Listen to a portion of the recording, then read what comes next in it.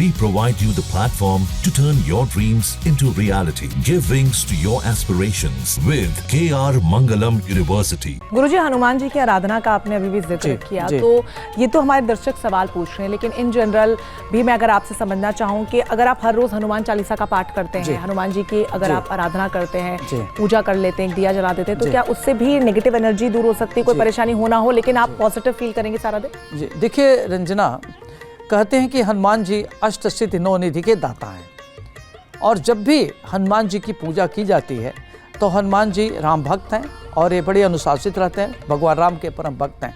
तो हनुमान जी की पूजा अर्चना करने से व्यक्ति की सारी इच्छाएं पूर्ण होती है और हनुमान जी की कृपा से जो चाहता है वो कर लेता है। तो घर में एक तो जो नेगेटिव चीज़ें वो समाप्त हो जाती है, तंत्र मंत्र यंत्र का जो प्रयोग होता है वो समाप्त हो जाता है। कहते हैं भूत पिशाच निकट नहीं आवे, महावीर जब नाम सुनावे।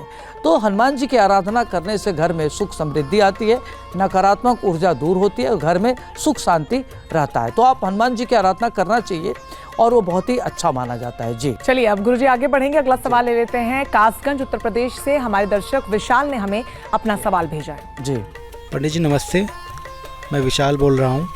मेरी जन्म तिथि 23/10/1994 है। मेरे जन्म का समय 1:40 दोपहर का है। जन्म स्थान कासगंज उत्तर प्रदेश का है। मेरा प्रश्न आपसे यही है कि सरकारी नौकरी में सफलता नहीं मिल पा रही है। मैं काफ़ी मेहनत कर रहा हूँ, एग्ज़ाम भी क्लियर कर रहा हूँ, लेकिन मेरा नंबर नहीं आ रहा है। कृपया समाधान बताएं। विशाल जी का जो प्रश्न है, इनका जन्म धनु लग्न का है। तीसरे भाव में इनका कुंभ राशि का शनि है जो अपने घर का है। पंचम भाव में मेष राशि का केतु होने से लोग बहुत ज़्यादा केवल इच्छा रखते हैं, सोचते हैं, लेकिन कुछ करना नहीं चाहते। अष्टम भाव में कर्क राशि का मंगल है जो हेल्थ को लेकर के ठीक नहीं मानते। दसम भाव में इनका कन्या राशि का सूर्य। ऐसे लोग बहुत मेहनत करके आगे बढ़ते हैं, लेकिन मेहनत करें तो, क्योंकि जल्दी चैनलाइज नहीं होते। एकादश भाव में इनका तुला राशि का चंद्रमा है, बुध है, शुक्र है, राहु है। तो शुक्र अपने घर का है और बुध शुक्र राहु काफ़ी अच्छा है। तो वर्तमान समय जो इनका चल रहा है, देव गुरु बृहस्पति की महादशा में चंद्रमा का अंतर चल रहा है। तो यह समय इनके लिए काफ़ी संघर्ष का है और इनके पास एकाग्रता का भाव है। तो धीरे धीरे देखा जाए तो 3 अक्टूबर 2025 से जनवरी 27 तक का कालखंड आपका अच्छा है। इसमें अगर आप नौकरी के लिए फल्ट कर रहे हैं तो आपको नौकरी मिलने का प्रबल योग बन रहा है। आप पूरी तैयारी करिए, निश्चित रूप से आपको नौकरी मिलेगी। और आप क्या करें कि सूर्य की आराधना जरूर करें ताकि आपको नौकरी मिलने में जो परेशानियाँ हो रही हैं वो समाप्त हो जाए। जी चलिए आगे बढ़ेंगे। अग्रजा यादव जी ने यूपी से अपना सवाल भेजा है। पंडित जी नमस्ते, मेरा नाम अग्रजा यादव है। मेरा जन्म 5 जुलाई 2000 में हुआ था और मेरा जन्म सुबह 8 बजे हुआ था। मैं यूपी बनारस से हूँ। मेरा क्वेश्चन यही है कि मैं डॉक्टर कब बनूंगी? देखिए अग्रजा, आपका जन्म सिंह लग्न का है और आपका पंचम भाव में धनु राशि का केतु बैठा हुआ है।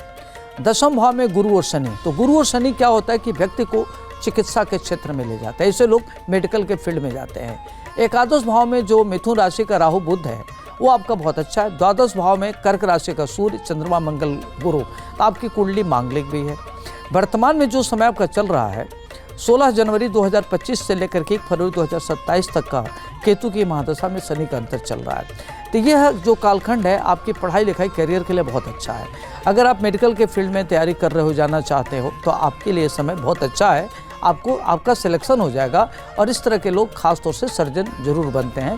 तो समय बहुत अच्छा चला, आप तैयारी करिए, आपको निश्चित रूप से सफलता मिलने का प्रबल योग बन रहा है। गुरुजी, लोगों का एक सवाल ये भी रहता है इन जनरल कि जो उपाय आप बताते हैं, कई लोग हैं जो अकेले रहते हैं, बैचलर से, सारे उपाय वो नहीं भी कर पाते। तो अगर वो उपाय नहीं कर रहे हैं तो क्या समस्या का समाधान नहीं मिलेगा? बिल्कुल। देखिए रंजना, क्या होता है कि उपाय से क्या होता है कि जैसे मान लीजिए कि जो डेस्टिनी में वो तो होके रहेगा, उसको तो आप हटा नहीं सकते। जैसे मान लीजिए बारिश हो रही है, तो बारिश को तो आप हटा नहीं सकते, लेकिन छतरी लगा के आप बच सकते हैं। इसी तरीके से उपाय करके व्यक्ति की जो विघ्न बाधाएं आती हैं वो समाप्त कर सकते हैं।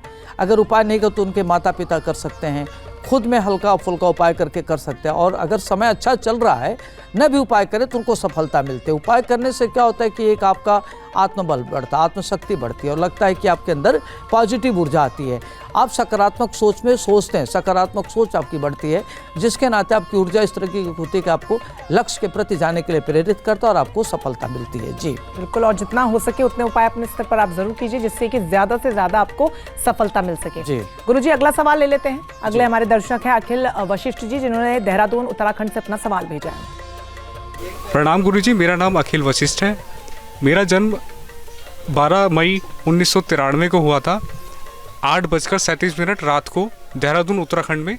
गुरुजी, मेरा प्रश्न ये है, दाम्पत्य जीवन में काफ़ी परेशानी है, क्या मेरा वैवाहिक जीवन बचेगा? देखिए अखिल जी, आपका जो जन्म है वृश्चिक लग्न का है, लग्न में राहु है। तो जब वृश्चिक का राहु लग्न में हो तो क्या होता है कि व्यक्ति अपने टर्म कंडीशन पर रहता है, बहुत ही रिजिड होता है, फ्लेक्सिबल नेचर उसका नहीं होता है। मकर राशि का चंद्रमा है जो अभी आपकी 7.5 मार्च में समाप्त हुआ है, और आपके चौथे भाव में कुंभ राशि का शनि है, पंचम में मीन राशि का शुक्र है, छठे भाव में आपका मेष राशि का सूर्य और बुध है, सातवें भाव में केतु है जो आपकी दाम्पत्य जीवन को खराब करता है, नवम भाव में मंगल है कर्क राशि का जो आपकी सोच आपको काफ़ी रिजिड बनाता है और आप निर्णय तुरंत लेते हैं। एकादश भाव में गुरु है, तो गुरु के नाते आपका जो एकादश है उच्च शिक्षा होगी, आप टेक्निकल फील्ड में जा सकते हैं, तो आपके लिए समय ठीक है। लेकिन जो वर्तमान समय में आपका चल रहा है, गुरु की महादशा में शनि का अंतर चल रहा है जो 2 नवंबर 26 तक चलेगा। तो देखा जाए तो दाम्पत्य जीवन के लिए आपका समय कालखंड ठीक नहीं चल रहा है, आपका तनावपूर्ण माहौल रहेगा। आपको कोशिश करना चाहिए कि पत्नी की बात को सुने, आपस में विचार विमर्श करें और अपनी गलती को माने, हर गलती अपनी पत्नी पर न छोड़े। तो अगर ये कर लेते तो आपका विवाह मतलब बच सकता है वैवाहिक जीवन, नहीं तो विवाह विच्छेद की संभावना बहुत ज़्यादा है। तो 1-1.25 साल के अंदर विवाह विच्छेद की संभावना बन रही है। चलिए आगे बढ़ेंगे और अगला सवाल हमारे दर्शक आदित्य जी ने गाजियाबाद उत्तर प्रदेश से हमसे पूछा है। जी गुरुजी नमस्कार, मेरा नाम आदित्य है। मेरा जन्म 26 अगस्त 1994 का है। समय 10:49 सवेरे, गाजियाबाद यूपी। मेरा प्रश्न आपसे यही है कि मेरा विवाह कब होगा और मेरी व्यापारिक स्थिति कैसी रहेगी? देखिए आदित्य जी, आपका जन्म तुला लग्न का है, लग्न में देवगुरु बृहस्पति हैं। ऐसे जातक बड़े देखने में गुड लुकिंग, स्मार्ट होते हैं, 100 में शालीन होते हैं और अपनी महत्वाकांक्षाओं को कार्य रूप में परिणत कर लेते हैं। पंचम भाव में कुंभ का शनि है जो बहुत अच्छा मानते हैं। सातवें भाव में मेष राशि का केतु चंद्रमा जो वैवाहिक जीवन में दिक्कतें पैदा करता है, विवाह होने में देरी करता है। नौम भाव में मिथुन का मंगल है और एकादश भाव में आपका सिंह राशि का सूर्य बुध बैठा है। द्वादश भाव में कन्या राशि का नीच राशिगत होकर शुक्र बैठा है और वर्तमान समय में आपकी चंद्रमा की महादशा में राहु का अंतर चल रहा है, जिसके नाते आपके विवाह होने में काफ़ी देर हो रही है। तो 3 नवंबर 2026 तक आपका चल रहा है ये दशा। तो नवंबर 2025 से लेकर नवंबर 2026 के बीच विवाह आपका संपन्न होने की संभावना बन रही है। और जो आपकी व्यापारिक स्थिति होगी, जो आपका पैतृक व्यापार होगा, उसी को आगे बढ़ाएंगे, उसी को आप सिस्टमेटिक करके अपने व्यापार को आगे बढ़ाएंगे और आप आगे जाएंगे। जी, जहाँ भक्ति है हर शब्द में, कथाओं में छुपे हैं दिव्य रहस्य और ज्योतिष देता है जीवन को दिशा। धर्म से जुड़ी हर बातों को जानने के लिए हमारे चैनल स्तुति को सब्सक्राइब करें। चैनल पर जाने के लिए इस लिंक पर क्लिक करें।